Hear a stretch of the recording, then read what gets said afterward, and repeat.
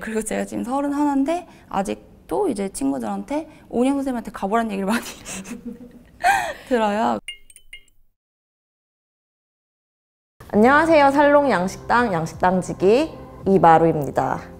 네, 오늘은 정지임 작가님과 내 아내 어른아이 그리고 우리의 어린 시절에 대해서 한번 이야기를 해보려고 하는데요. 정지임 작가님 소개 간단하게 부탁드릴게요. 네, 안녕하세요. 저는 제8회 브런치북 출판 프로젝트 대상을 받고 젊은 ADHD의 슬픔이란 책으로 데뷔를 한 작가 정지음이라고 합니다. 근간으로는 2월에 나온 우리 모두 가끔은 미칠 때가 있지라는 에세이집이 있습니다. 반갑습니다. 오늘은 작가님과 오은영 박사님의 베스트셀러 얼마 전에 무려 106세를 기록한 어떻게 말해줘야 할까를 가지고 이야기를 해보려고 하는데요. 사실 왜 정지임 작가님이랑 오은영 박사님 책을 가지고 이야기를 하지? 책은 육아서인데 이렇게 궁금해하시는 분들도 있으실 것 같아요. 사실 저희 나름의 오은영 박사님의 버프를 받기 위해 저희 나름의 연결고리를 찾은 게 있는데요. 작가님의 근간이 우리 모두 가끔은 미칠 때가 있지에서 거기에 나온 대목이 SNS에서 화제가 되고 저도 읽으면서 너무 재밌던 부분이 있어서 트위터에서 이제 RT가 많이 됐었던 건데 제가 어렸을 때 이제 아빠한테 그 말을 자주 했대요. 이왕 낳았으면 웃으면서 키워 이렇게 말을 많이 했대요. 그래서 약간 제가 그 아버지 감정에 많이 간섭한 그 대목이 되게 반응이 좋아서 이렇게 닿게 된 것 같습니다. 사실 그 오은영 박사님 방송에서 성인분들도 사실 ADHD 출연자분들도 나와서 혹시 그 부분에 더 이입을 하시지 않았을까 했는데 네, 그래서 이제 최근에 되게 화제가 됐던 게 그 가비 선생님이 나오셨고 네, 그 다음에 이번에는 또 박소연 선생님이 나와가지고 이제 성인 여성 ADHD에 대해서 말을 했는데 이제 그걸 보면서 개인적으로 가장 놀랬던 거는 정말로 그렇게 ADHD가 점점 말해도 되는 질환으로 가고 있구나. 그래서 가시화가 되게 많이 되고 있구나라는 생각이 들더라고요. 그래서 좀 동질감도 느껴지기도 하고 뿌듯하시기도 할 것 같아요. 확실히 정말 작가님 책 출간 이후에 또 많이 인식이 됐던 것 같아서 성인 여성 ADHD에 대해서는 만약에 조금이라도 이바지를 했다면 되게 뿌듯했다는 생각이 들긴 합니다.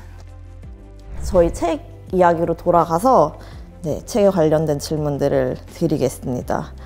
일단 어떻게 말해줘야 할까? 책 읽으신 감상이 어떠셨을까요?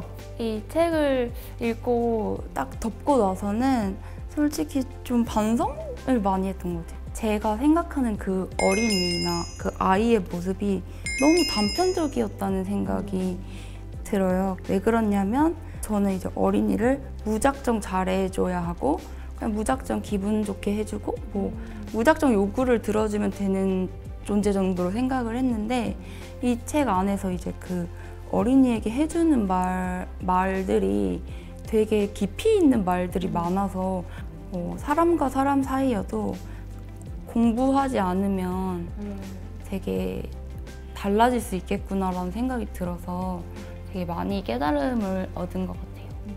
저도 어떻게 말해줘야 할까를 보면서 놀란 게 약간 육아서일 거라고 생각하고 아이가 아무래도 있는 부모님한테 많이 도움이 되지 않을까라고 생각을 했는데 그냥 그렇지 않은 아이가 없는 어른이 보더라도 이런 식으로 내 주변에 아이를 대해야 되겠구나 이런 말들이나 이런 표현을 우리가 좀 더 성숙하게 쓸 수 있겠구나 이런 식으로 정말 이해도 자체가 좀 높아지는 기분도 들더라고요.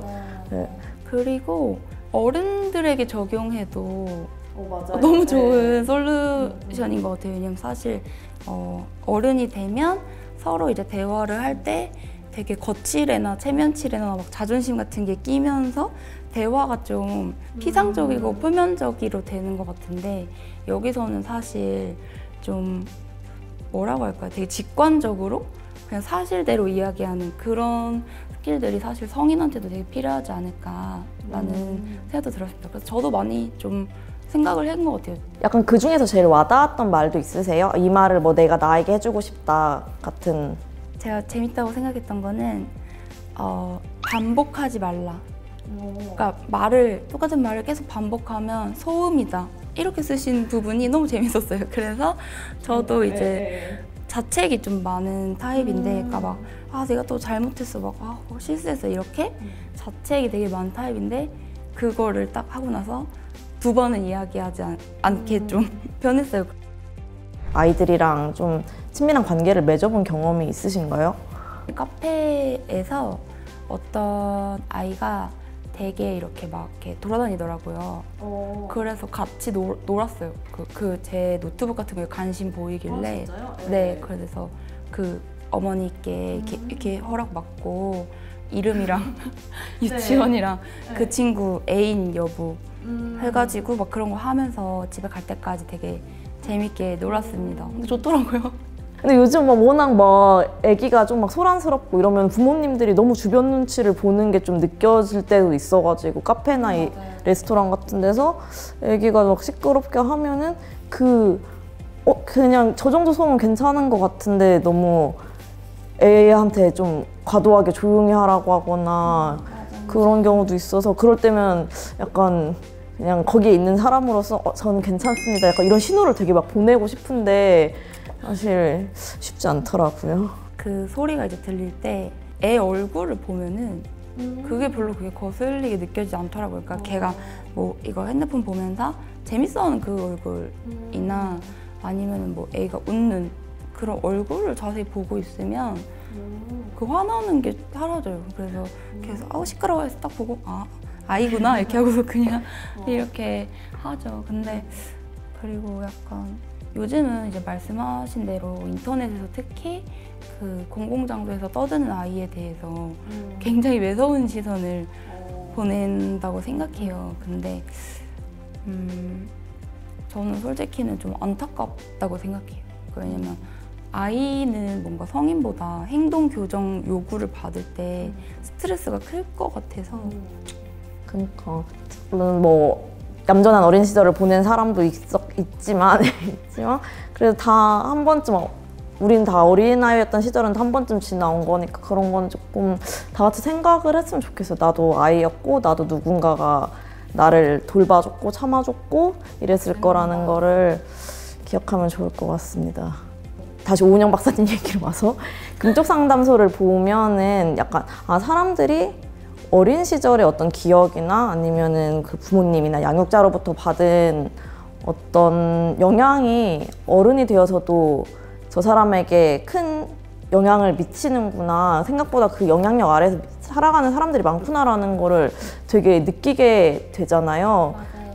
그래서 그거는 또 제가 좋아하는 그 책 중에 상처받은 내면 아이 치유라는 그 책이 있는데, 그 책에서 말하는 걸 한마디로 하면 이제 사람은 누구나 마음 안에 내면 아이가 있다. 근데 그 아이는 상처받고 울고 있는 아이가 있어서, 그래서 저도 사실 부모님과의 관계에서 되게 도움이 많이 됐거든요. 왜냐면 그 전에는 부모님을 완전 어른, 그러니까 나보다 훨씬 인생 선배 이렇게 생각하니까 그분들한테 이제 제가 내심 요구하는 그 어떤 그 기준들이 다 엄청 높았던 것 같아요.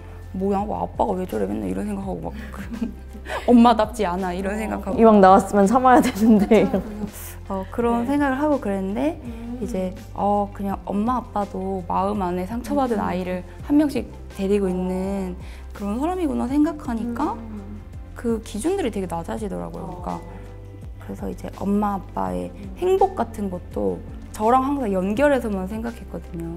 내가 건강하면 엄마 아빠 행복하겠지 약간 이런 식으로 내가 공부를 잘하면 엄마 아빠가 행복하겠지. 그렇게 막 내가 뭘 하면 부모님 행복하게 이렇게 했는데, 이제 그분들이 한 개인으로 보이고 나서는 정말 다르다. 그걸 깨달으니까 관계도 훨씬 되게 좋아졌어요. 다른 개인이고 엄마 아빠도 약간 부족한 부분이 있을 수 있는 어른이구나라는 거를 인정을 하니까.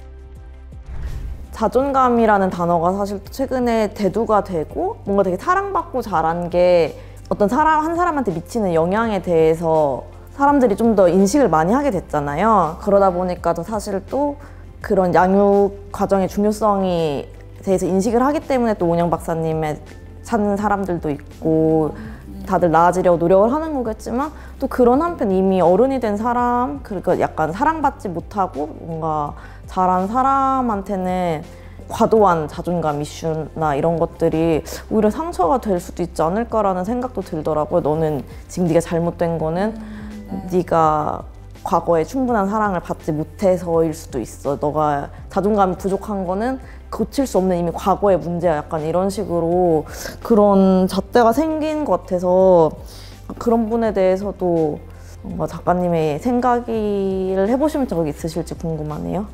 그러니까 자존감이라는 그 글자 세 글자가 거의 몇 년 전부터 이제 우리 사회를 지독하게 거의 강타했잖아요. 네. 근데 그 자존감이라는 개념이 뭐 실제 하겠지만 한국 사회로 오면서 그게 뭔가 그것조차 약간 스펙의 일부가 돼버린 느낌이 있어요.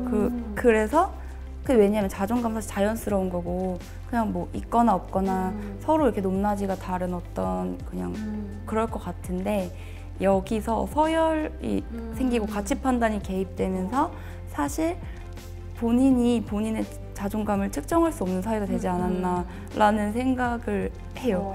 그러니까 그래서 사실 저는 자존감이라는 개념을 저한테는 그렇게 적용하지 않는데 왜냐면 자존감을 너무 신경 쓰는 자체가 자존감이 없는 행동으로 느껴지기도 해요. 왜냐면 사실 그 자존감이라는 걸 계속 생각하면 자존감을 올리고 싶잖아요. 그래서 자꾸 가치 있는 인간이 되기 위한 어떤 행동을 하고 싶어져요. 맞아. 자존감 높은 사람들의 행동 특징 막 이런 거 찾아보면서 약간 나한테 적용하려고 한다거나. 그렇죠. 근데 사실 그건 내가 아니고 그렇게 약간 나와 괴리가 있는 행동을 하는 동안 자존감이 오히려 우수수 깎여나가고 있다고 생각을 해요. 왜냐면 약간 흉내를 내는 거니까.